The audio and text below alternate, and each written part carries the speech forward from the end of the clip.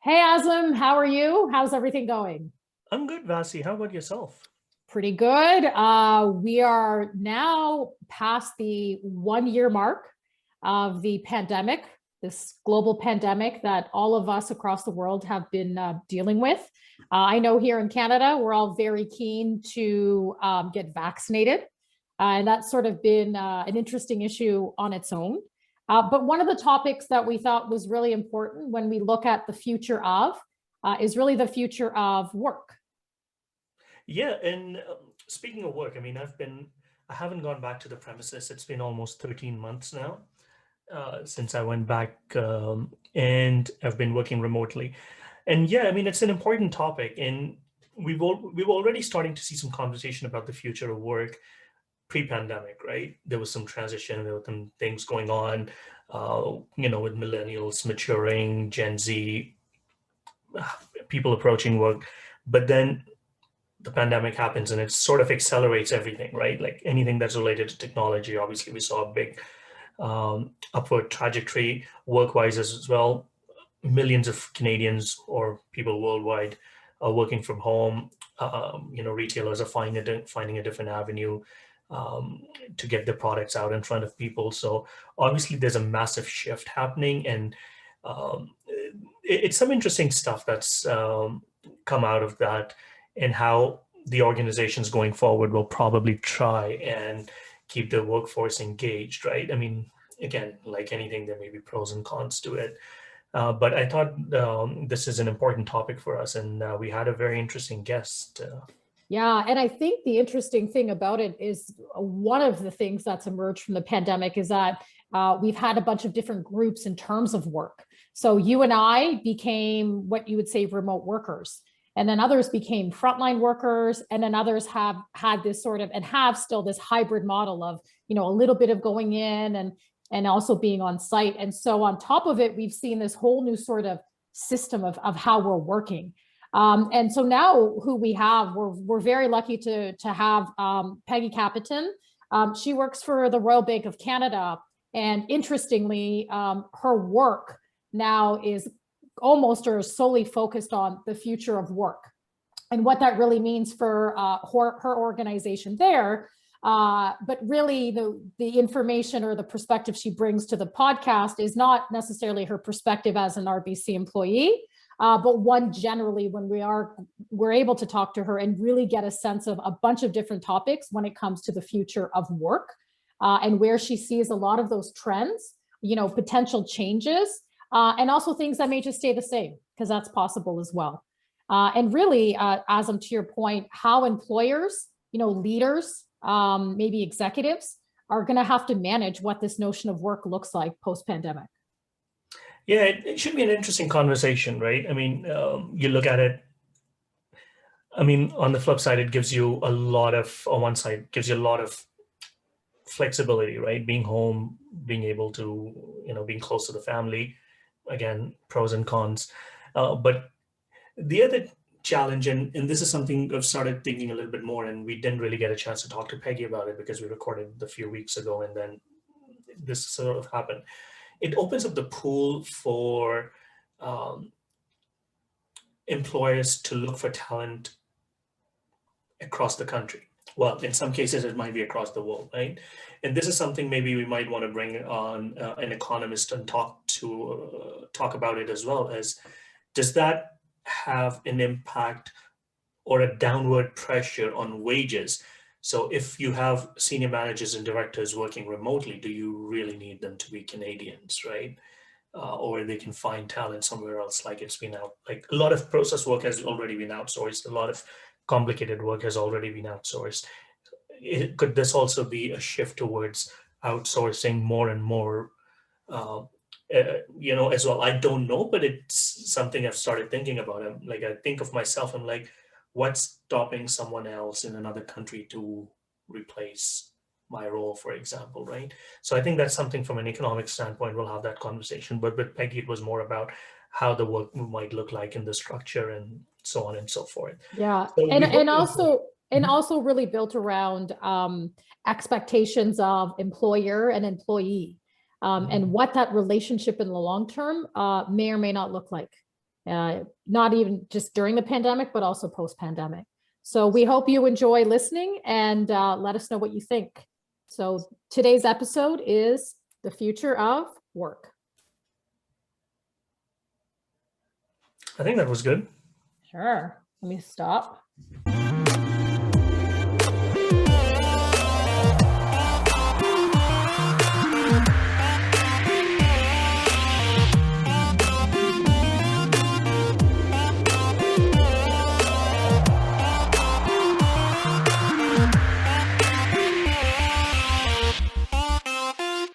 So thank you for joining us. We have a very special guest for us here today. Peggy works for Canada's largest bank, Royal Bank of Canada. And one of the things that we've really noticed or have been experiencing is, especially with the pandemic, this notion of work and the workforce and what we think that may look like and what the future state of that is. And so today we have Peggy, who will be speaking to us about a lot of the trends. We've got a bunch of questions that we want to ask about her and have a really good conversation about what do we really feel when you look at an organization or a company that you work at, what some of those trends will be and what the workforce will look like down the road. So thank you for joining us today. Thanks for having me. This is very exciting. Great. Over the past couple of years, what do you think, Peggy, are some of the macro trends or forces driving the future of work? And what do you really think is changing them, especially in light of the pandemic? Yeah, so I would say before COVID hit, there are a few things that were hitting us that we kind of frame as the future of work, which those trends are accelerating pace of change, right? Things are changing so quickly, you know, that's the only constant, right? And it's the velocity of change that it will never be as slow as it is today. Actually, if you think about it, it's quite crazy. The next thing is around technology. So, the automation and AI, digital experience, the notion around innovation and technology, it's definitely another big trend that is impacting the future of work. Another one would be the shifting demographic.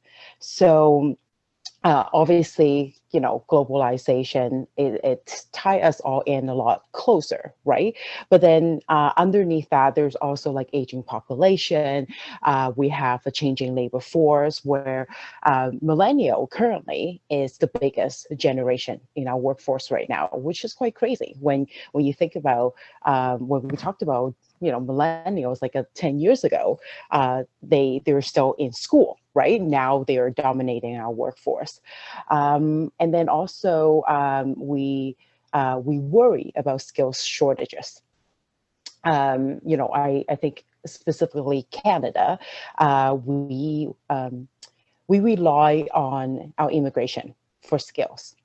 And so that's why we have so many, like we have so many international students coming, and we try to have programs to attract for them, to help them stay. It's actually because we need some of those critical skills. Lastly, which I think this trend may or may not reappear post-pandemic, is the rise of gig economy. And that, that was one of the a big driving force behind future of work. But after COVID really changes a lot of things.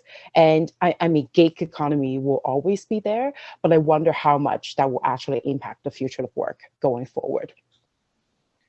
Great. So just to follow up on that, so over the last couple of years, we've heard a lot about, the change of pace and technology. Yes. You mentioned AI. COVID hits, and it seems like that from a technology perspective, it puts most of the organizations that we work for, it put us in a bit of a time capsule and just fast forward 10, 15 years, Yes. right? It's something we were looking at, doing 5 years down the road, 10 years, or we had a plan, and now everything, like COVID hits, 3 months later, we're all in that new reality. How does that impact the long-term strategy or long-term plan? Where do you see technology continuing to grow, post-pandemic? Technology? Yes. We're asking, okay. From a technology perspective, right? Like, how do you Yeah. see it evolving? Because now it's not just that everyone's working virtually, but it's becoming a main, how we've distributed the workforce, and in all, Yeah. besides that, we also have a lot of new capabilities that are required and things like that. So what are we looking at 4, 5 years, 10 years down the road? Yeah, totally. I think so first and foremost, I think when we talk about emerging technology, the accelerating pace of change, we were really quite focused on the piece around automation and AI, how they might be replacing how we do work. Right. How I see it, and actually supported by a lot of publications, is that it's not to replace workers. It's actually replacing task, right? So think about mundane tasks that human actually don't want to do, and so we see automation and AI taking over some of those. So that's been sort of the focus in the last couple of years. But like you said, COVID really accelerated some of the other changes that we wanted to make that I guess we didn't see that coming for another, maybe decade. And so, those trends will probably be more around like digital experience. So, for example, I think, customers are very used to having a digital, mobile first experience. From my own experience, that I think a lot of employees don't actually have that experience. They, a lot of their, I guess, work applications, whether it's relating to work or relating to, human resources type of tools, it's all desktop or laptop. Very rarely I saw anybody pull up their phone, right? And they're able to report, I don't know, maybe sickness, or that they are able to collaborate effectively with their teams. So I see that because of virtual working, remote working, that the need of a digital virtual collaboration tool, that kind of technology is coming like fast and furious to really fill the need of the current landscape. So I would say that digital experience for employees, it's accelerating faster than ever. Right. And then in terms of the actual automation of task, for example, I think that will manifest very differently in different industry, right? If we think about the industry that are impacted most around the people can't, maybe there are industries where you have to work in person, right? So think about maybe e-commerce. And so what maybe employees now have to know, not just like, managing a retail shop, they actually have to manage an e-commerce Shopify platform. So I see those, being, the new, I guess, focus in terms of technology and innovation for the workforce, for sure. Right.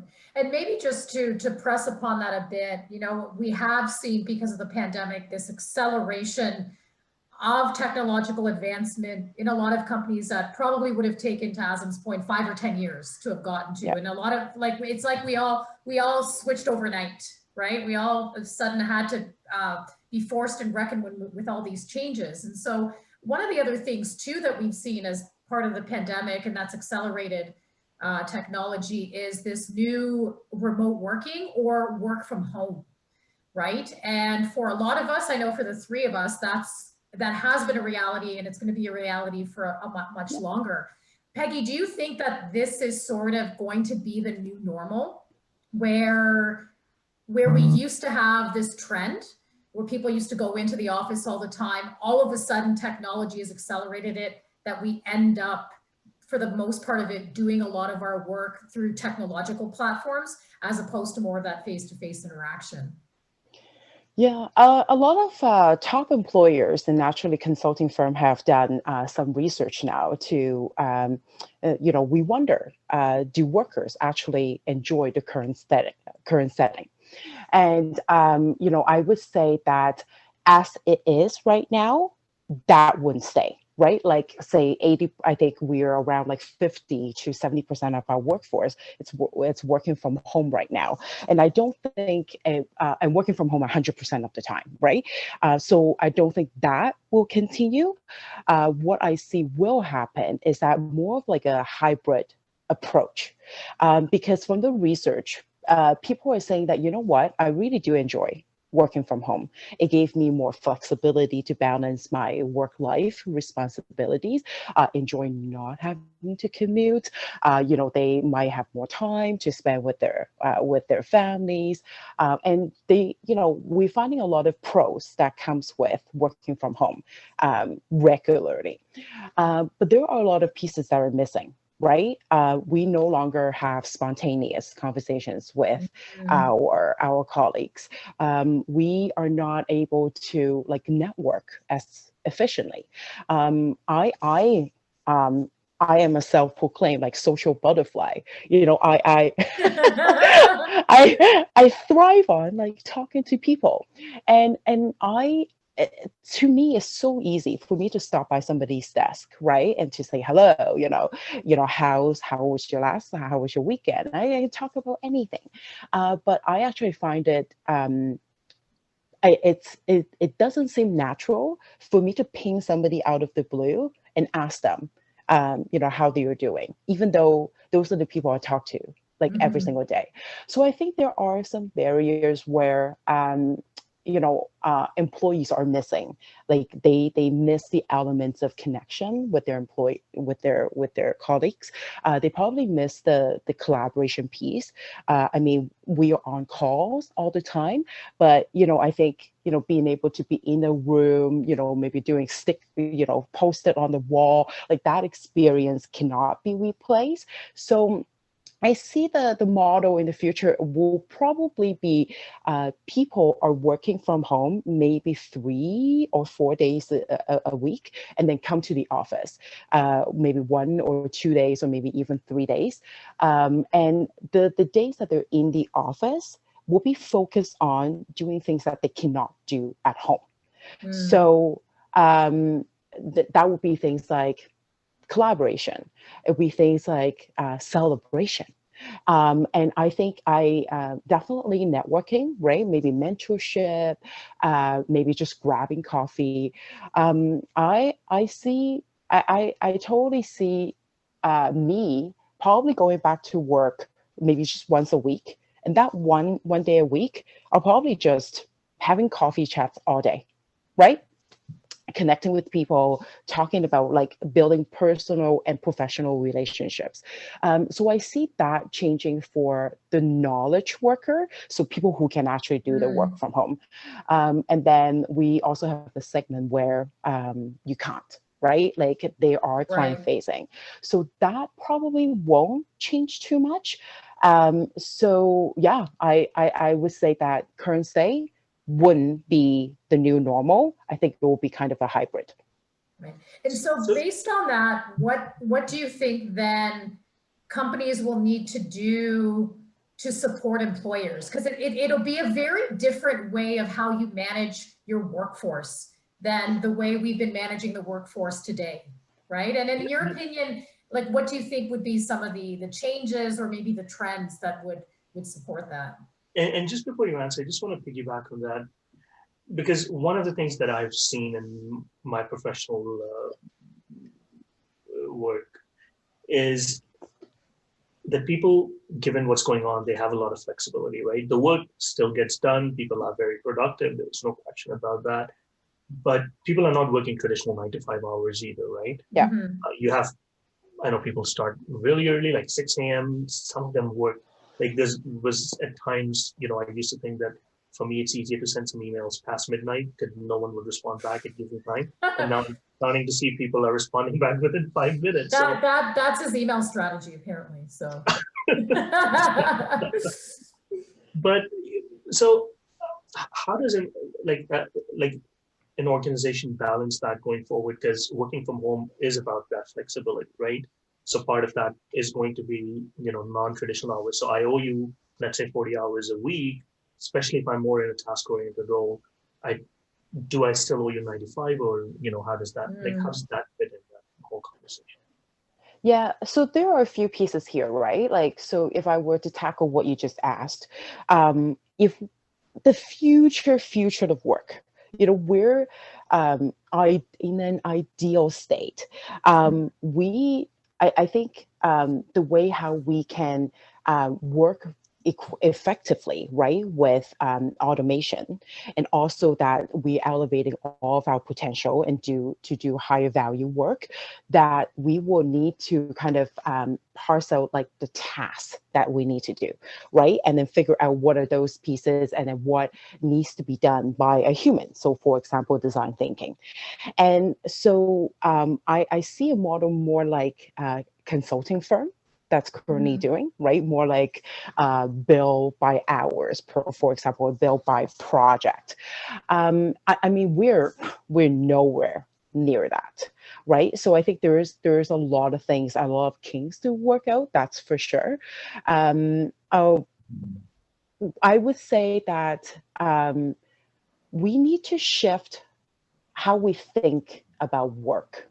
And what I mean by that is that traditionally we measure our productivity or like our performance based on the hours we spent at work, right? Just like you said, Azam, 40 hours a week. But is that the right measurement? I mean, is that the right metric to measure whether the person is productive or not, right? So is it more around focusing on the outcome and less about the how, less about the where? And then I think in the future, it's probably less about the who as well, right? When you have the distributed workforce, when you have, technology being a part of that workforce. And I think the workforce, how we see the workforce traditionally, we have full-time employees, we have part-time employees, and we have contractors. But in the future, we're going to be, everything is going to be mushed together. It will be gig workers. It would be, again, machine. And then it would be, not contractors. What's the word I was looking for? It's crowdsourced talent. Right. More like consultants or consulting, right? Yeah, for sure. Okay. So like when you expand the definition of workforce, there's many ways to get the work done, right? So I think currently, I think it's just shifting the mindset of the leaders to think about what are the goals of your team, right? And then are those realistic goals, right? Can they be achieved by the manpower you have in your team? And then like forget about the timing altogether. And I get what you're saying about, burnout. I think most of us are now probably locking on more hours than ever. But that's probably, for me, it's because I also like juggling with childcare in the middle of it. So I naturally need to extend my workday. So, with that, I think it's important to continue to visit the goals to make sure that they are still attainable, right? Still to make sure that you are still working on priorities, making sure that the work that you're doing is the work that you're supposed to be doing instead of now working 80 hours a week. Right. So what I'm really hearing then is, which is interesting, is I think when we look, especially sort of the knowledge workforce, we always look at companies and go, here's a set model of how we manage people, how we provide compensation, however that is. But what I'm hearing is that that's going to have to change. Like, we're not going to look at a certain company and say, hey, that's the model. What I'm hearing is that it's going to be really on a company by company basis, depending upon, hours of work, how people want to work, and what, I guess, what at the end of the day, what productivity looks like. Is that really sort of you think that would maybe be the end state, right? Because for me, it's always been like we follow trends, right? It's like one company starts this trend and then we all kind of chase it. But you know, if we're looking at this hybrid model moving forward, similar to your thinking, I don't know if there's a one size fits all solution here at the end of the day. For sure. And there have been some like scholars talk about, I think Adam Grant is one of them, right? To talk about work less. You know, we should all work less. What about a 4-day work week instead of a 5-day work week? So in order for that to happen, right, we just have to look at work a little bit differently. And then the other trend I would say is that, you know, we talked about changing demographic earlier, right? And one of the things is that we have an aging population, but coupling that is that I think people are living longer, right? So there's this notion around 100-year life. And so when people live longer, they might have to work longer in order to sustain their retirement. So right now, typically people retire at 60 or 65, but if you actually live to 100, could you live on your RSP and your pension for 40 years, right? So it's very possible that people have to work longer. And so if they have to work longer, we will probably need to take more breaks in between, right? Because like, I don't know if working like 60 hours a week, right, till 75, it's really that realistic, right? So, so a part of that shift maybe is to think about now we have a longer runway of our career. How do you sustain it? Maybe you have to take a sabbatical, right? Maybe you have to work shorter hours. Maybe is that, you know, in between work, maybe it's not taking a break or like vacation. Maybe it's that you go back to school, right? So yeah, I mean, anything could happen. And like you said, there's no one size fit all, that's for sure. Yeah, and I think- So that's interesting you mentioned that, the aging population, and that was my next question when we talk about demographics. So we focus a lot, you know, obviously when we're looking at future work, we're talking about futuristic ideas. So obviously there's a big focus on the millennials and Gen Z, you know, they're coming into the workforce, or they're in the workforce right now. But we have this mature population that's already working. And like you said, with the life expectancy being a lot higher than it was, you know, a few decades ago, people are working longer. People within a 15-year time frame have had 2 major financial crises, right? It was the Great Financial Recession, like the Great Recession in 2007, 2008, and now we have had the pandemic, which may force people to work even longer. Now, a lot of them that might get impacted because of, you know, maybe in those task-oriented works, and you're talking about AI replacing the tasks and things like that.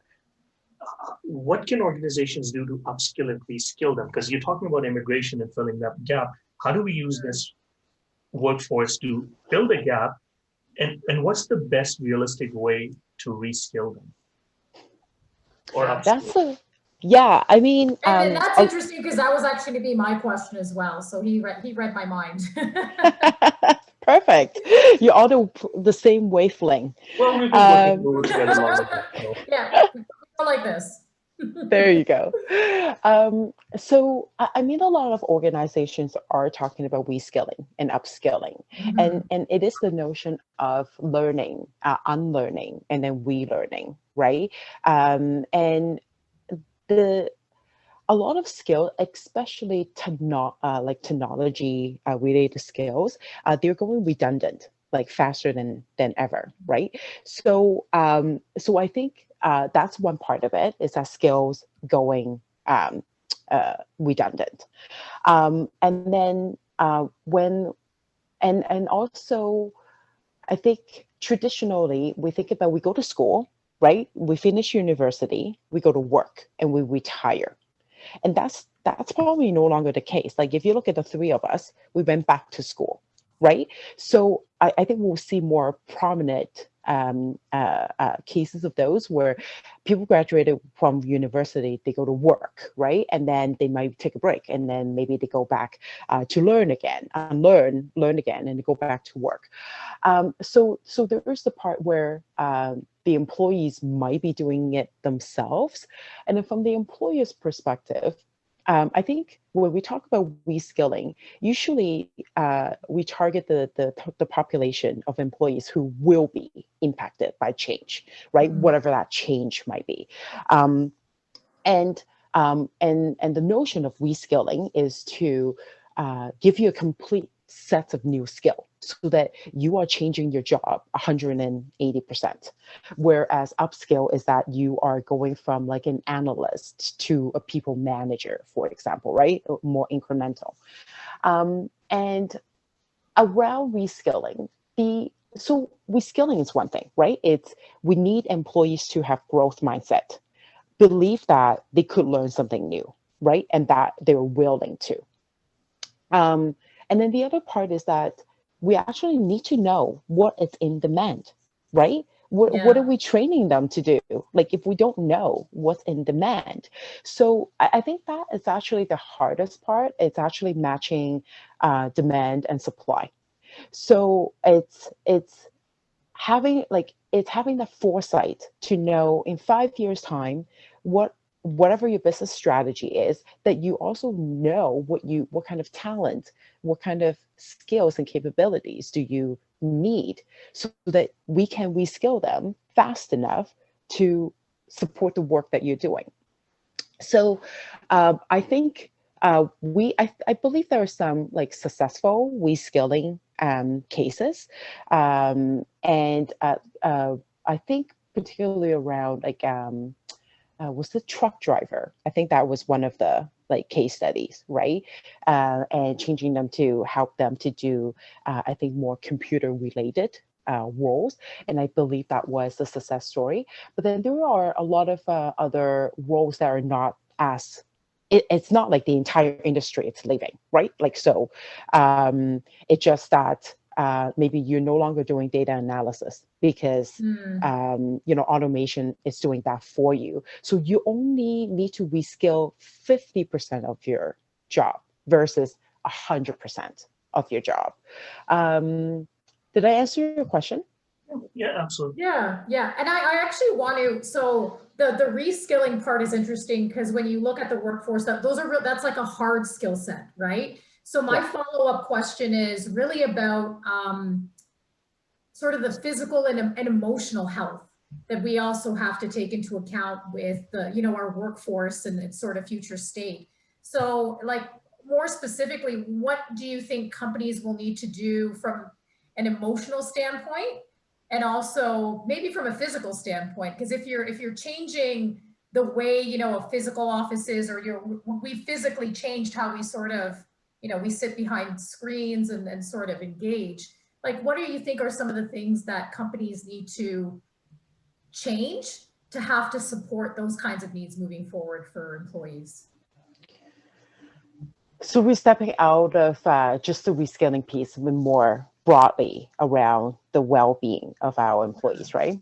I think COVID-19 has shined a light on uh, the interconnectivity of the holistic well-being of an employee and how important that is to bring all of that to work, right? So I think traditionally we might be thinking about like physical health, like if you're sick, you can't go to work, Right. and mental health. We in the last decade or so, we definitely have like organizations around the world have been focusing on that too, because we want to. Like we don't want people to feel shame to talk about it, because we also see that influence on how that impact work. But then I don't think we think about the connective tissue of us, our whole well-being to work, as the need to see that as much as it is now, right? So health and safety, it's totally top of mind for all HR professionals. and also executives. And then now we're stepping, so now, obviously at the beginning of the pandemic, we talked about, how do we keep our employees safe? Like physically, right? How do we provide them with PPE, so on and so forth, giving them the work environment that is safe for them to work in. Now that, there might be ripple effect of, the consequences of being isolated. So the notion around taking our whole self, taking care of our whole self, it's actually a hot topic for a lot of HR professionals for sure. So what I would say is that traditionally we've been looking at wellness programs in silo, kind of like complementary to like all the benefits that we provide to our employees, such as learning and development, right? Such as career development. Wellness, it's another component, another perk. If you wanted to see a doctor, so on and so forth. I think in the context of future of work, our well-being needs to be a part of the design, a part of the work design. So, you talked about, how, maybe the stress that we're feeling. Both you and I are Parents. Yeah. Parents, working parents. All of us. Azam has a Okay. poor guy. So Right. yeah. Yeah. So, how we deal with that stress, may be straightforward, maybe not, right? Like some of the straightforward pieces might be giving you more days off so that you can take care of your child, and not have to worry about work. But then, if this stay-at-home order, or school closure, it's going to extend until say June, then we can't really have 4 months off, right? So then what happens? So I think it needs like a multifaceted approach in how we can look at, just helping the holistic well-being of an employee in how they can do their best work. And I don't think there's just one thing that we need to do to be able to help the employee for sure. Sense. Yeah. So one topic I want to talk to you about is leadership and all of this. And the reason I say that is obviously we've talked about technology and the acceleration. We've talked about demographics. We've talked about the well-being that organizations have to be, or should be responsible for. What are the changing, evolving competencies that you think are needed in a leader going forward, especially now that they have to manage technology a lot more, not just like in an IT related role, but even like for a distributed workforce and something like that. What are some of the evolving competencies you see? Yeah, we need to be more humanized than ever. We not just around COVID-19, but also what has happened in the last 10 months, how it unfolded, right? Black Lives Matter, what's happening around the world.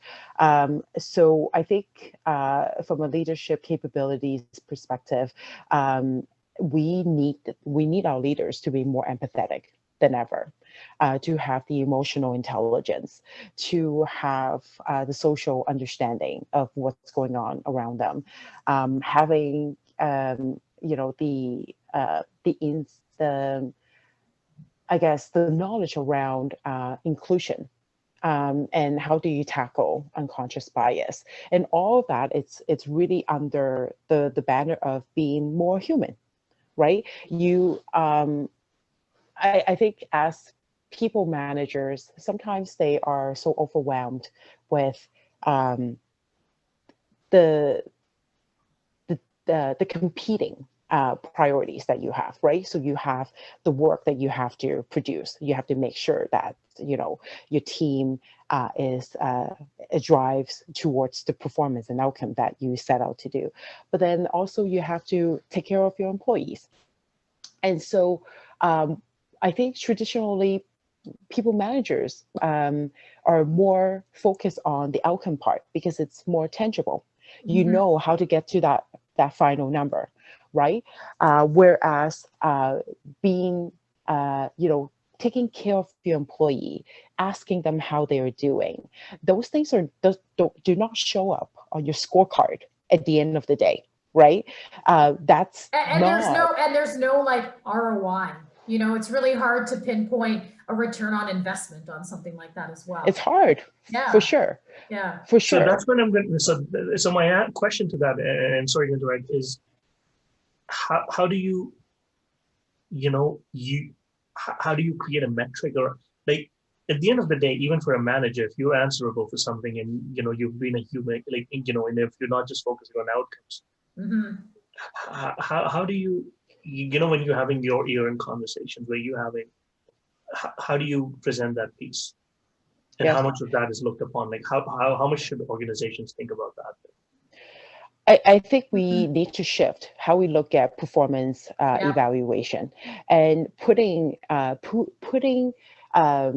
things like people development as a goal, right? Like, in the last 2 years, or maybe even in the last year, like how often do you have career development conversations with your employees, right? And how many of them got stretched opportunities?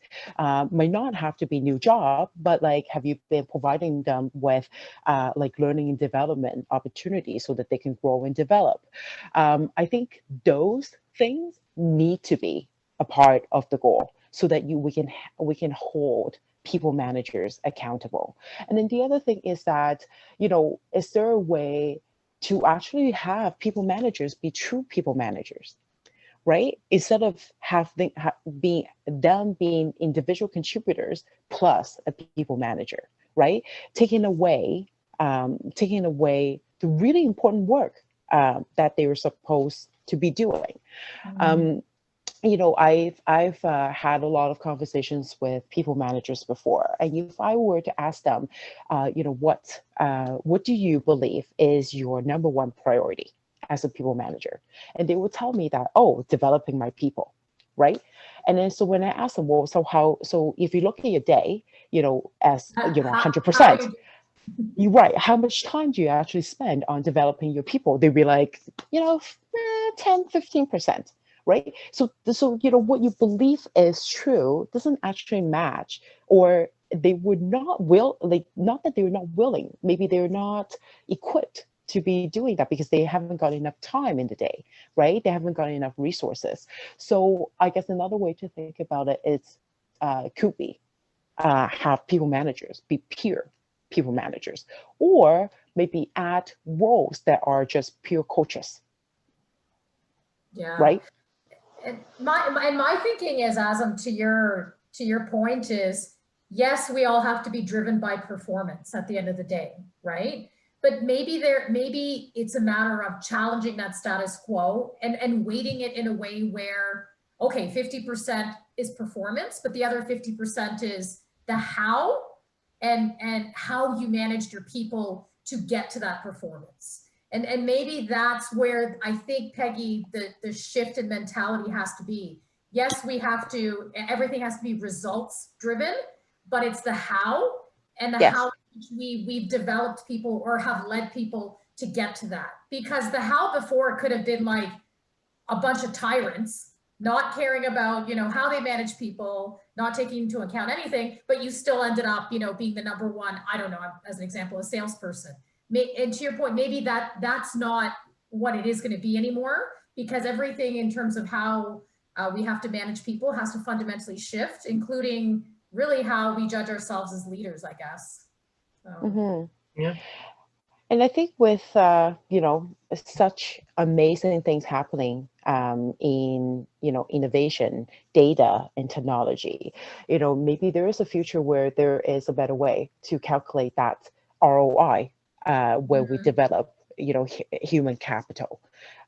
We have a lot of data, but they are not adequate in measuring the outcome of when, Vasie, you develop your people, you spend X number of hours with your employees, it actually yield this much more outcome, right?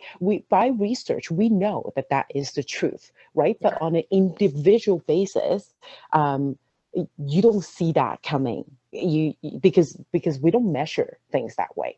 So I wonder if there might be an opportunity in the future for things to be measured differently. We don't measure it, and then what we measure is based purely on performance. So even if you've met your targets, it doesn't matter how you met them. We don't judge people a lot of times on how, For sure. and whether or not we're developing or leading people. It's like, this person hit their goals for the year. And that's what I'm hoping as part of this whole, you know, future end state of work. There's a big mind shift where we challenge that status quo of what we call leadership and performance in the workplace. So talking about the skills a little bit more, if you were to speak with someone who is in university or college or in high school, what do you think you're going to tell them? Like, what do they need to do to be ready to enter the workforce for the first time? I love that topic because one of my previous roles is to help recent grads to transition from school to work, right? Where they graduated university and they didn't have the skills that employers are looking for. So they're not getting jobs. And then because they are not getting jobs, they're not getting the experience that the employers are looking for. So it's like a vicious catch-22 cycle. And so they ended up being all underemployed, right? They work in places where it's not how they imagined themselves to be after spending however much money to get a university degree. What I would say is that I think we all do this to our kids. You know, we ask them, what do you want to be when you grow up? And that's very confined to a job, right? They know, they can tell you the jobs of what they know. They want to be a fireman, they want to be a teacher, right? They want to be, or something that they are, they're exposed to, like the jobs that we have. But you know, the jobs that they will be doing to, like, when they graduate. My son is only 5, so in, I guess, 20 years time, right? The job has not been invented yet, right? By the time they're ready to work. So I would say the approach is, if we can shift the narrative and actually ask them, what problems do you want to solve? And I think that will open up the conversation and open up the possibilities. So, for example, if we expose our children to, all the things that is happening in the world right now, they might say they're passionate about climate change. They don't, like, they want to move a dial in making the environment a better one. And so then there's so many things you could do, right? You can be a scientist. You can work in waste management, right? You can work in even like gas and oil industry to influence them to do business in a more sustainable way. So then it opens up so much opportunities. And then I think that you marry that with labor market information, right? Like more up to date, more, I guess, forward looking labor market information by the time of that they're ready to look at like courses for university, so that they can actually be matched to, they're going to get university degree that actually will contribute to the work that they do. Now, we all know that so many of us, that we went into university, we study, we got a degree, and we think that that's what we wanted to do, right? And then we don't end up doing what we think we wanted to do. So like that's the other thing, is that if we don't ask somebody, what do you want to do when you grow up, and their answer is accountant, you ask them, hey, you know what do you want to solve for? Then you have that wiggle room to continue to reinvent as things goes on. I really like that. I like this notion of not so much what do you want to be, because that is very cliche. We ask everybody that, it's really about what problems do we want to solve, or I guess, what do we want to create? Yeah. That's really interesting. I've never, thank you, Peggy. That is such a unique perspective. I've never thought of it from that way. And you can flip the question a little bit. I really like Glennon Doyle. I don't know if you know her, but she's a writer, and she's a best-selling writer. So this was not around career, but she asked, her followers and her children, what breaks your heart? Sometimes if you ask like a kid or even us, right? What is your purpose? What are you passionate about? What kind of problems do you want to solve? That's actually a very hard question to answer, right? And I actually find asking the question of what breaks your heart, to me, it seems like an actual easier questions to answer. So for my son, he might see the wildfire right in Australia and say, it breaks my heart to see koala dies. And that opens up the conversation. Right. So then what are you going to do about it? Right. That's what we exactly. asked them. Yeah, that's great. Any other sort of topics or issues that you want to raise in relation to the future of work before we wrap up? Yeah, I mean, what are some of the other forces that may shape the future of work over the next decade or so?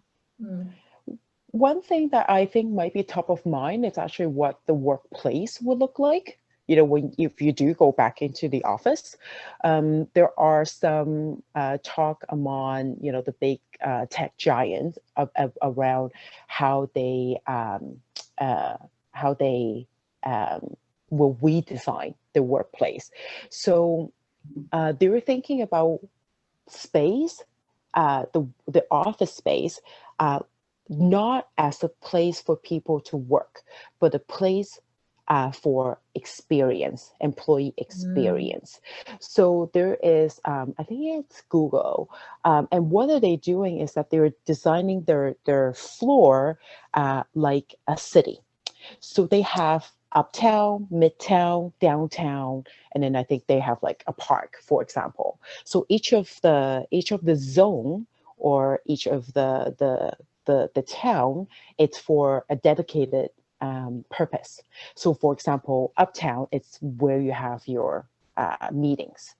And Midtown is actually where you do your quiet work. And then downtown is actually where you socialize with with your colleagues. So thinking about work, not just an assigned desk for everybody, but looking maybe vastly different. And I think some of the company have started doing that even before COVID-19. If we think about WeWork, right? Or maybe Google, where they have, I don't know, a ball pit, right, in their in their workplace. But I think more employers will actually be doing that, because I don't think we need a desk for everyone now. Quiet work, probably we do that from home, where work office, it's a social gathering place. And what all of this, just to wrap up, what it sounds like through our talk over the last sort of 45 minutes is it's not so much about what companies or people do that reflect sort of collective support, but it looks like it's shifting more towards the individual experience and sort of the individual person within an organization and how we sort of manage those pieces moving forward. And that really, for me, has kind of been talking to you, Peggy, all of this time has really emerged in terms of, I think that's that's going to be a very big shift for us, because it was always about like a one size fits all. And it doesn't sound like that. There are too many sort of pieces that we have to manage in terms of the workforce that I think there's going to have to be a lot of creative thinking, to your point, to figure out what that future state of sort of work looks like long term. For sure. I think the fact that now our life have infiltrated work, right? It would never be the same again. And how I think the traditional norms, those walls broke down very quickly. We wear hoodies, in our cameras, and no one bats an eye, right? Whereas I remember that we wanted to have like dress for your work day. Like, if you don't have a meeting, then dress whatever you like. And it was very hard to get buy-in, because there is certain perception of professionalism, right? And not just like from a leader or organizational perspective, even me, right? Like how I feel like I should dress when I'm working. And that, like, COVID-19 hits, like, I mean, I have a closet full of onesies at the moment, right? Yeah. And Right. I mean, I try to keep it sort of professional here, but I'm one of those violators of I constantly eat on calls. And I keep thinking, I would never normally do that at a meeting, right? But you'll always find me like, I have a plate, I have drinks, and I keep thinking, Yeah. that is a weird thing that I've adopted, because you're right. Like we have this, we look at each other's backdrops, people drop in, they all say hi, they chat. And so you're right. We've really shed those walls too, right? Like the person has really blurred with the professional. So, So I think the future of work is more authentic. Like all the superficial stuff will probably be going away. And a part of that authenticity is that understanding we as a person, it's not just me as a worker, right? It's also me as a mom. It's also me as a wife. It's also me as a friend, a colleague. So yeah. Azam, I thought you were going to say something. I mean, future work is authentic. I think that's a pretty good line to end our conversation. Yeah, I think that's your quote. And actually, Azam, we do this, right? Before you go, we always like to ask our guests to sort of something on the light side. So the question we always ask everybody before we wrap up is, do you have a favorite book or book you're reading that you would want to recommend, and a movie or a show that you would also want to recommend?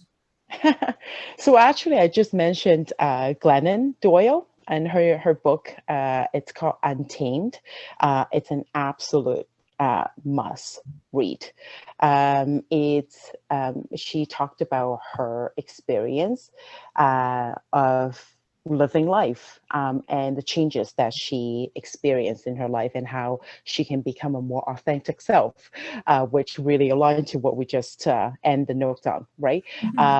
So Untamed, it's definitely a book that really inspired me last year, especially during COVID, when there's a lot of emotions.